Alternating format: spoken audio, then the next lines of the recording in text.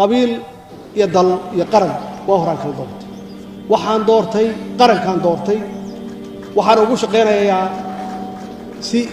wadaniyad ay ku jirtaan ugu shaqeynaya patriotism ay ku jirtaan ugu shaqeynaya qofkii aqliga raba qabiil inuu dawlad kula dhex joogo ama ciidan kula dhex joogo ogaada meel iga qora waa qof xanuunsan ama waa qof hadda dhashay maxaa yeelay waa soo aragay ciidan iyo dal ku dhisan wadaniyad iyo mabaadii guud waa soo aragnay mabaadiidii wadaniyada laga tagayna waa soo aragnay oo aan qabiil ka aadnay burburkeedii iyo dhibkeedii iyo halaageedii iyo qaxeedii waa soo aragnay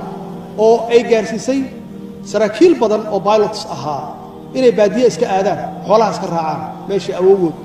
ay uga soo tageen qarniyo hore ay dib ugu noqdaan ama ay suuqyada ku iibiyaan looska iyo qaraha maxaa yeelay sharafku waxay ku lahaayeen shalay wadaniyadii sharaf ku lahaayeen laakiin markii qabiil ay aaday de waxa soo galaysaa qof kale isbaaradiis